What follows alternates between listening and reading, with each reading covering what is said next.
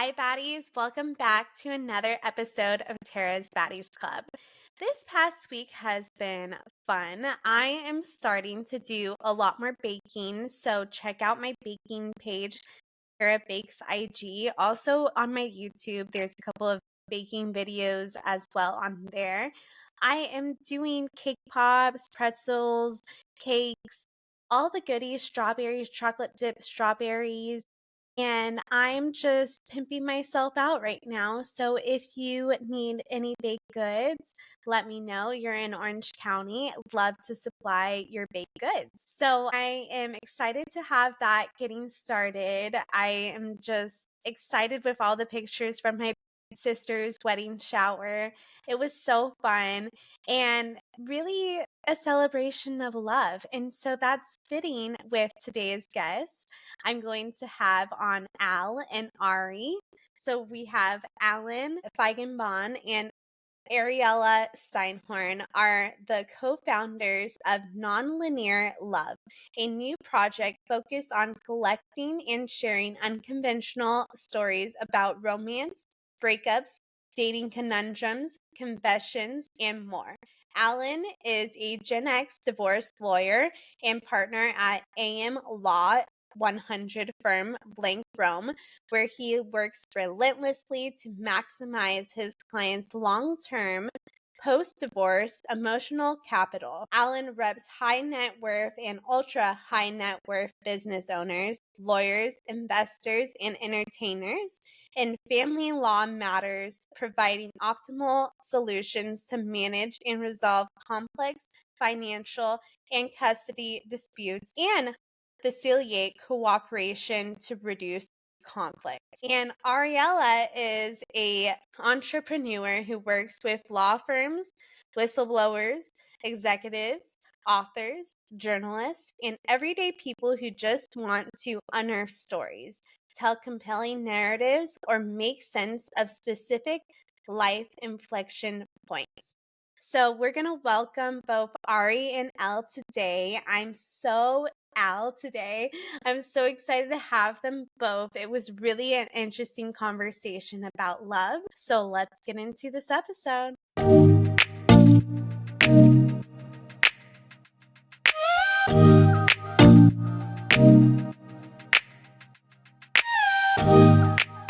Hi, Alan, and hi, Ari. Thank you so much for coming on the podcast. I'm so excited to have you guys today because I was approached by your guys' booker, and she said amazing things about you guys. And I don't normally, have on people that often that bookers approach to me, but the topic that she pitched was so up and around my alley, and also I feel like would reside with so many people that listen to this podcast. So I'm excited to have you guys on today and hear about your new project that you guys have together. Thank you for having us. And so whoever wants to start to talk about a little bit about themselves and why you guys started this project, whoever wants to go. Sure. You want to start? Sure, I can go first. So I'm Ari. I'm a writer and a media entrepreneur. My work focuses specifically on relationships and power dynamics. So I've started two companies in the storytelling space focused mostly actually on whistleblower work, but I was hearing so many stories about power abuse that I had always wanted to tell love stories. And I had an essay out in the New York Times in their Modern Love section last summer, and Al read it. He's an avid reader of the New York Times, and he reached out to me over LinkedIn, and we got in touch and had a lot of the same feelings about a lot of the self-help stuff that's out there percolating in the social media world, and we wanted to create something that was not overly prescriptive, that didn't say here are the 5 things to look out for, here are the 6 like attributes that you need to chase, something that was more human and that brought in more of people's like nuanced and complex relationship joys and dramas and traumas and happiness. So we connected, and that was over a year and a half ago. But I'll let Al tell you about himself. I'm Al. I'm a divorce lawyer in New York at Blank Rome. I also write on divorce legal topics of the day. And as Ari said, the Nonlinear Love Project is really it's kind of a conversation between two people about breakups, divorce, love, and romance who come at it from two very different perspectives. Myself, having been married for the better part of 20 years of my life, Ari having been in almost 20 relationships in her life. So we come at it from different points of view, but seem to have a very similar worldview nonetheless. I mean, I think in these conversations, we are trying to reduce the stigma and judgment around relationships and the fact that so many of them end. And we're up against a culture here that is very, very centered on marriage, which is fine if that's what you want to do. But through these conversations, perhaps it can be not such an earthquake when the relationships do end. And so in a way, it's kind of a way to embrace the mess that is relationships. And perhaps by doing that, it won't be so ugly when they end, which at least half of them do. Well, yeah, I just went through a breakup this past year and we're now friends again. We are supportive dog friends and we had a business together and everything. And even a good breakup, even like a good person, like the breakup is just a lot and a lot to deal with, you know? So I appreciate that you guys share those stories. And what are some of the stories out there that you guys have heard or shared and talked about? Yeah, we had a story out very recently about a woman whose parents had a very acrimonious divorce, like screaming at each other, wouldn't talk to each other. And then COVID hit, her mother got sick. Her father was doing a little bit better financially than her mother and offered that her mother could move into the house with him. So her and her sister were like, wait, our parents hate each other. We're going to have to like mediate between them. Lo and behold, they're still living in the house together, sort of as companions. They still have like a division in their social lives and just how they, I think, some boundaries in how they interact day to day. But the person who told us this story was like, I could have never imagined as a kid or as they were going through the divorce, having them living under the same roof, sort of in this family unit. And now they are. So like there's still, she's like, I was always wondering, where did the love go? Like there's so much hate. Where did the love go? And it's definitely not romantic love anymore that her parents have at all, but some sort of companionship, love, just care for each other. So that was one example. Very different from what Al deals with in his day to day. Well, I guess, Tara, what you were saying about even your recent breakup being kind of a difficult moment, it's that whole concept that we view divorce as similar to kind of a death, right? And I feel like I often say to people in my line of work, when something is presented to me as like hugely negative, my instinctive reaction is it's not a death. That's something I've dealt with a lot in my own family. It's not that bad. I get it. I don't want to take away from people who go through a very difficult divorce. But I think part of this project is going to try to get away from that narrative that, okay, I've gotten divorced, therefore what could be left in life? It turns out there could be plenty. Yeah, no, I don't like I think that you have to mourn that relationship after a breakup, but it's not a death. And I don't know if you guys know my story that We but read I about had to it. take a life. Okay, Right. so I I had to went take through a your life moment. in self-defense. Right. And taking a life, that's a death. That is someone dying. And so I view that I get bothered when I hear people say I had to die to like live again and stuff. And I'm like, let's choose better wordage for that because I'm pretty sure you didn't have to actually die. And, so I like that you're saying this and talking about how it's not a death when a breakup happens or a divorce happens. I mean, look, when we launched the project, I think it was Valentine's Day of 2024. About a month before that, so the op-ed concluded with a discussion of the vows in marriage, and we talked about including a vow that would provide that we expect that our partners will change over time, and even if they do, we're not going to excommunicate them because of that. I think there's also this with breakups, like the culture almost wants you're even seeing this with no fault and fault divorce, which is changing with the new administration. Like the culture wants blame to be ascribed to one person. And I don't think that people some people just grow apart, or they grow in different ways, or they like, yes, they could fall in love with someone else. Like there are things that just happen that you don't expect in your life that doesn't make you a terrible person. Of course, there are some objectively terrible things that can happen, but for breakups where things just are not working out for a variety of reasons, because you're two independent whole people like trying to come together as a unit, but you still are your own whole self. And you know, it doesn't necessarily have to be a blame game. And I think we do that to rationalize why things happened, and then the ego kicks in and says, well, you should be mad about this. And like, I think the evolution of emotions are all healthy to have, but I think the like blame and the faults and that sort of language is really toxic. I agree with that because, everyone gets hurt in that relationship, and you kind of have to at times pinpoint where that person hurt you in order to try to move on from that and not be so in love with them.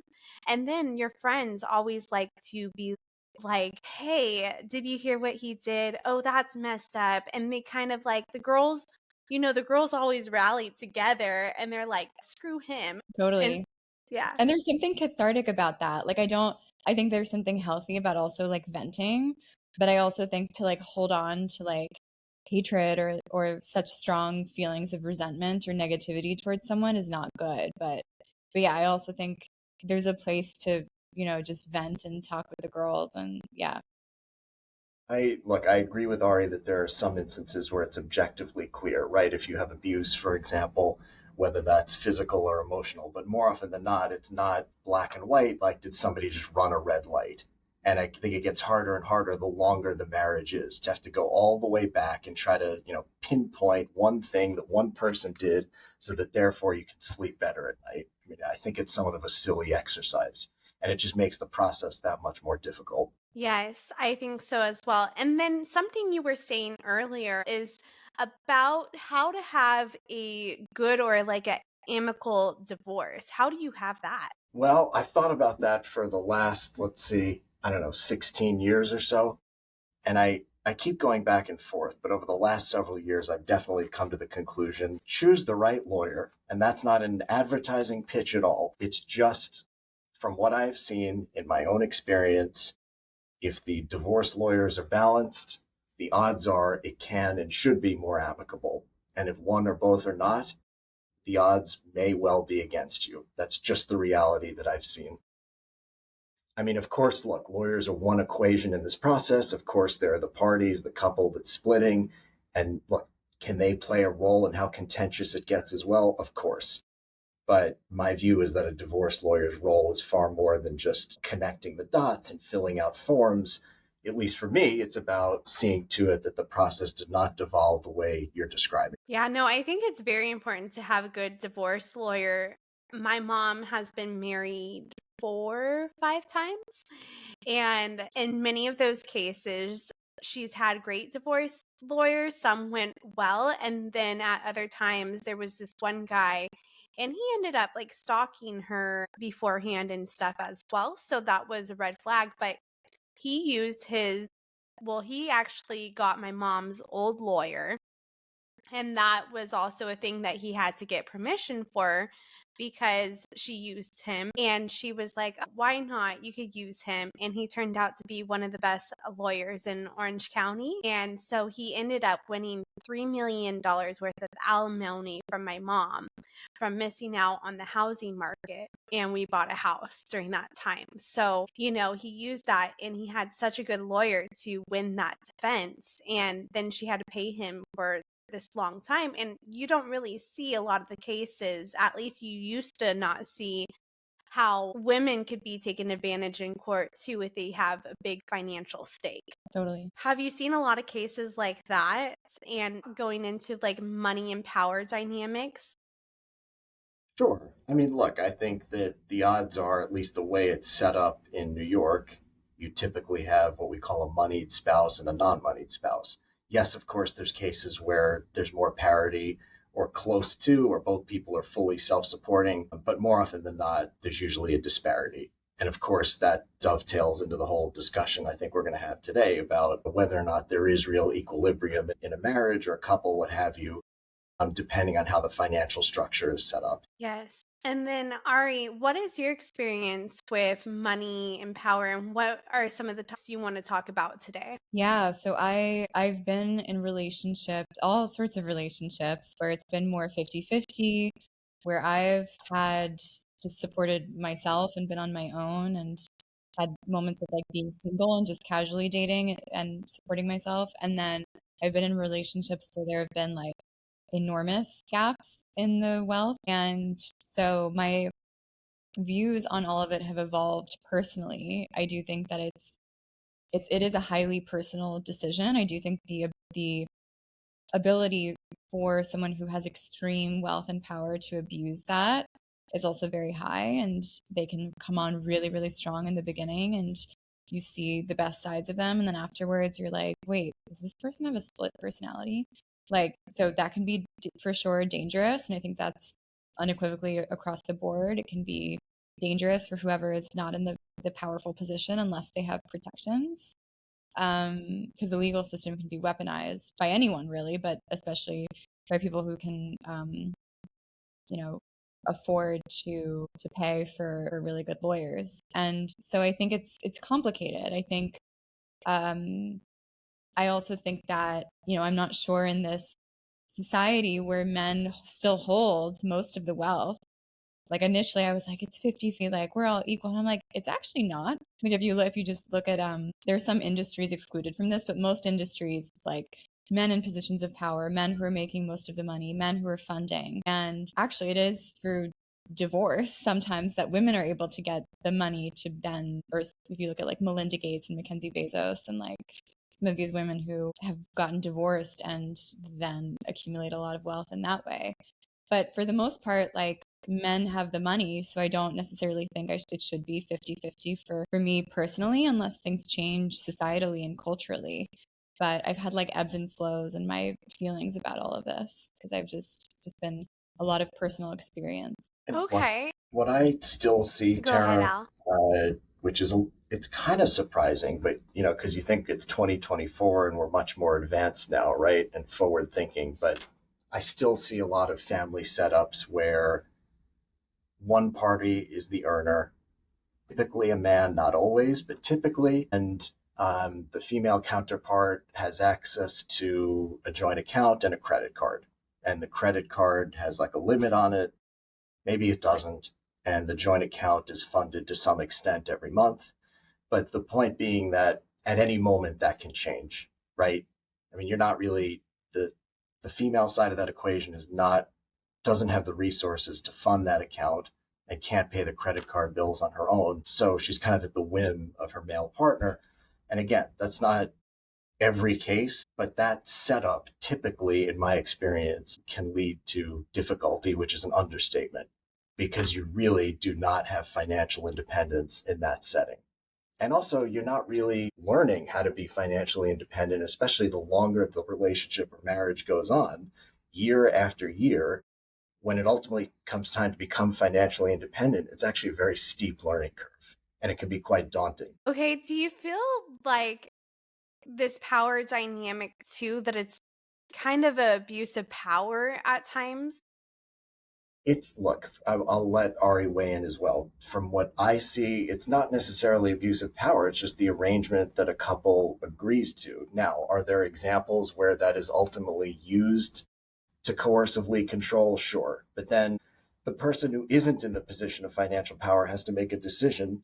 What do you value more, having the experiences or being assertive and saying, no, I want to be financially independent or have some control here?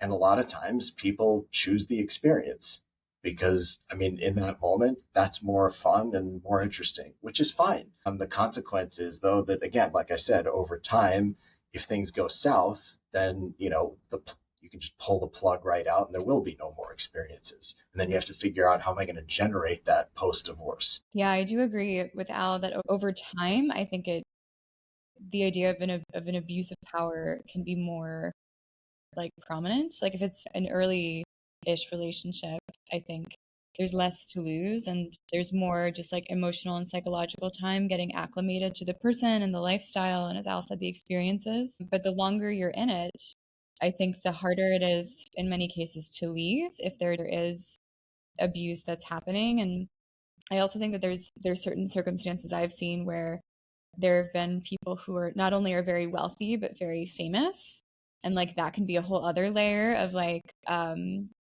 power because they use their fame. It's not just the money, it's not just the credit card, but it's like the status and like you'll be nothing without me sort of gaslighting that happens if there is that imbalance, and the ability to also basically prevent. And I do think Ellen and I have talked about this extensively in the past, and I do think there is a place sometimes for non-disclosure agreements where like you don't want to just like blow up someone's reputation for no reason.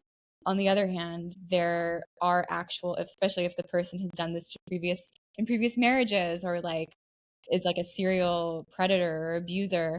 I've seen situations where those NDAs and those agreements can be really problematic because then the person continues to uphold their reputation. And then that's where I think the abuse of power can be especially prominent, is where it's the perfect storm of like the money, the fame, and just being able to assume that people will just sign documents for money and like look the other way. And again, sometimes like people can extort other people and no one should ever do that.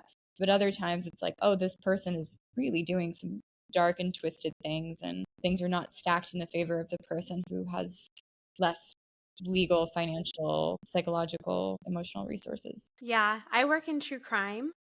Mm-hmm. So I deal with a lot of people having NDAs, and I'm so thankful that if you are sexually assaulted, that is no longer legally binding for an NDA. I did want to just Yeah, mention that and Ari talked earlier about the project not being prescriptive and the top 10 ways to have an exciting relationship every second of the day and all of that stuff. On the point about experiences, since we've been talking about them, you hear this a lot, that look, just have an experience with your partner and I'm sure it'll all work itself out, be it a vacation or some sort of an outing. But just understand that of course assumes that you have the resources to do that. So I think part of this project is also designed to collect stories from people of all different means, because there are many people in relationships who do not have the resources to have these experiences. yeah, so you guys get to talk about some of the fun stuff of relationships as well, opposed to the power and control, the divorce, the breakups, you know. Yeah.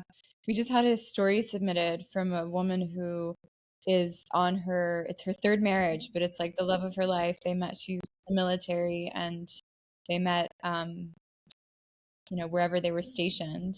So we definitely hear really beautiful stories too, but like Yes. ones that are not conventional. They could have had multiple relationships, or um, a lot of people are talking about open relationships and being poly and all of that. So it's also like, what are the different relationship structures that people are having, which all the mainstream media seems to have just caught on to. I feel like this is the year of like, oh my God, there's polyamory. But so yeah, it's definitely the full spectrum of like what love can look like. Yes, I think it's really interesting to talk about the poly dynamics because for a lot of people, that's not a thing that they would do, and growing up in the traditional value, especially me growing up in the church, that is something that you don't do. But I think for many people out there that maybe have a different brain type, that might work for them. It doesn't work for me, but I have a lot of clients that share with me their stories of them living in a house together and having this experience and never feeling so loved in their life, but also having the freedom to do what they want. It's important to talk about the differences of what we're used to, and what are some of the poly stories that are being shared out there as well. One we received was about a throuple, which is not just like, which is not even, I don't even know if that's technically poly. I don't know like what the I don't know. official labels are for things, nor do I think Al and I are not into like, we're going to like put everything in a label. So I think she just had two partners and they were really happy together in this throuple. That's the one that comes to mind. And Yeah, I think to your point about brain type, that's really interesting. And I do think it does come down, a lot of it comes down to like, yeah, how your brain is wired and like how jealous are you, which is totally fine to have as an emotion to be jealous. Or maybe you're like aroused if your partner is with somebody else or like flirting with somebody else. Maybe you're jealous if they have sex with somebody else. Like there's so many different variations. And I think that the culture has mostly told, like, made, I think, and maybe you resonate with this coming from a religious background, but a lot of like shame, there's a lot of shame that's like that people feel as a result of like not fitting into a marriage or what religion says you're supposed to be doing or what your community or workplace or whatever it is says you're supposed to be doing, then people feel shame for being different. But I think it's so long as you like are transparent with yourself about what your needs are, and I think that's where most people fall flat, is like they're afraid to admit to themselves who they are or what they want. And because it's scary when you like peel back the layers to really get to know yourself. But I feel like only then can you show up in a good way in any sort of relationship. I love that. I'll continue on. I was just going to ask you a question and bring it back to you. Sure.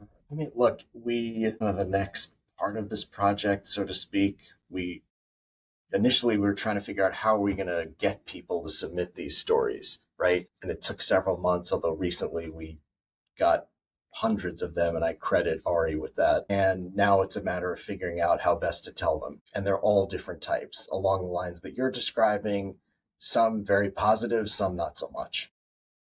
But like I said, whether they're positive, negative, what have you, it doesn't really matter to us. The whole point is that, again, each different relationship stands on its own.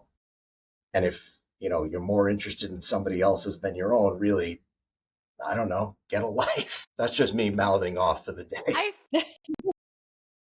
Good to look into other people's relationships, but I feel like it's always better to adapt your own standard to your own and your own needs. Like, what do you need in that relationship? Definitely. And I think it's cool that you guys have a male and female dynamic too, because it's important to have not like all female voices and not all male voices. And to kind of I like your lawyer side of things where you're able to deal with things kind of more technical in a sense. And then you have, That was a polite insult, right? no, just like, your brain as a lawyer. Well, I'm just trying to think of, you lean more to, I feel like, Ari, the right side of the brain. And then Al, you're more so the left side of the brain. So, That's you're probably working fair. Right. with two brains. Yeah. Though I will say, I know a lot of lawyers, and Al is one of the more creative lawyers I've ever met. Thank you. And I'm not saying that because he's my partner in the project. Like truly, there's some lawyers where I'm like, I don't think you've ever been moved by a single piece of art. Cool art out there. Al is not that way. Gosh, I have met a lot of lawyers, and there is some that are just very like, when you ask them questions, it's just they go off of like the book, and they give you technical answers. And I love that because then I get information that I need, and it's like you're an encyclopedia for stuff. And it's helpful. And then also, if you don't know that territory, like business, I've had to go with a podcasting lawyer at times just to like figure out stuff with the podcast. And it's a very different opposed to business and then divorce. And, there's all those wheelhouses. So I love that you also have that side of things. And how do you guys kind of mesh together and use both of your powers together in this project? Interesting. I think, well, look, by and large, most of our communication is by text message. Obviously, we've had to do a lot of in-person meetings to develop this, but I think both of us came into this with an eye towards just, I don't think either of us is a very, vitriolic person, right? We're both looking towards, trying to come to something that we can both agree with. And I think we go through painstaking efforts to do that. So definitely Ari brings things that I don't have.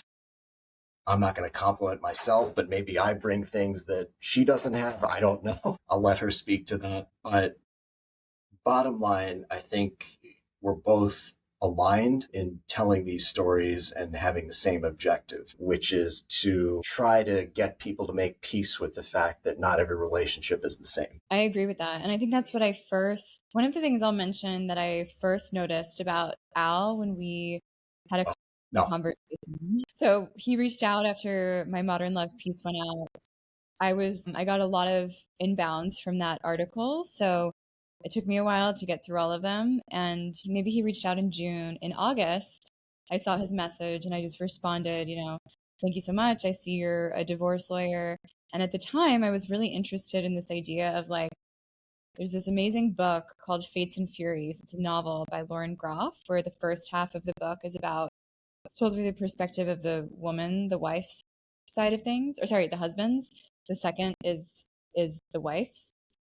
And like just the difference in reality between these two, the husband and wife, and like the way the husband perceives the wife. And then you get into the wife's chapter and it's like, oh my God, she has this like secret life that he doesn't know about. And so I was very interested in at the time in like telling more stories that showed like the subjectivity of some of our realities. And so I saw he was a divorce lawyer. We get on the phone. Number one, I thought he had a great podcast voice. I was like, oh, you have a great podcast voice. And number two, I thought he was very just like open with me about like his marriage and like he's very happy in his marriage, but like he was open with me about he wasn't like he was neither flirting with me nor being very standoffish with me. He was just like human to human, like talking with me. And I was like, this is great. And we seem to have the same opinions on the social media landscape and just that everything is so templatized and it doesn't have to be, and that we both in our other like in my whistleblower work and his divorce work, we see a lot of dark stuff. So we thought this could be a creative outlet. And yeah, so I think that's where it works, is just coming together with like an ideological and understanding and a friendship and a respect for what each other brings to the table. Al is probably way more punctual than I am. I'm definitely not the most like punctual person in the world. But we're like creative part. We brainstorm a lot of things together, and it's just a very open space to be able to share whatever we want to share. Your way of saying that you've never shown up to a meeting before me? Perhaps. I have a complicated relationship with time. Got it. Excuses. I don't know. It's okay. I think that women, we have a lot to do to get ready, and just hair and like just to blow dry your hair is a lot, Yes. And so we'll go with that. Perfect. Yeah, that's what it is. Yeah. Totally. Men have less hair. Well, I think this is the perfect note to wrap up on before we get into the Patreon, which is just a little exclusive for everyone else. Do you have anything else you guys want to share? I'll just share. Maybe this is very cheesy, but I think people should have like in relationships just more compassion for themselves, and then that'll like sort of ripple out to others. And I feel like when I'm at my most like combative or fearful, or it's like, am I actually treating myself well, or like the best that I can be? And it sounds very self-help, but I've been feeling that recently. I think, Terra, just to apply, if you want to call it the technical aspect, just like with this whole project and relationships and not applying a prescriptive approach, it's the same way that I view what I do for a living. And just to give one example is, we say if there's a custody dispute, no matter what it is, no matter how minor it is, the answer isn't always, therefore you need a forensic psychiatrist to interview the family. Sometimes that's appropriate. I'm not denying that, but it's not a cookie cutter approach, or at least I don't think that helps families. Yeah, and in my case, the forensic psychiatrist was wrong about everything.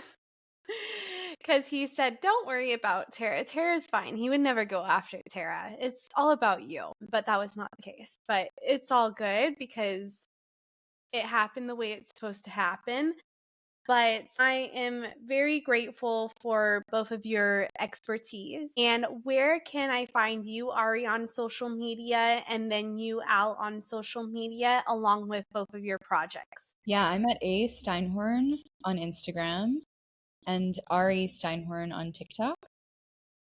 And then our project is just Nonlinear Love Stories on Instagram. Right. On LinkedIn and also on Instagram at Sorry. alrichard_F as in Frank. Perfect. We got it. Sweet. Thank you so much. And now let's continue on to the Patreon. Thank you for listening to this episode with Ari and Al. I am so excited that they came on the podcast and we got to talk about all the good things about love and the bad things, the money dynamics, about power dynamics, and all the great stuff. I hope you learned a lot today. And please support us on Patreon. Please support Terra's Baddies Club because it really helps in building the podcast, keeping up with the bills for the podcast, and just extra support and love. So join us on the Patreon. There's also extended content on there. And if you like this episode, please give a good review, 5 stars. And until next time, I'm Tara Newell, and thank you for listening to Terra's Baddies Club.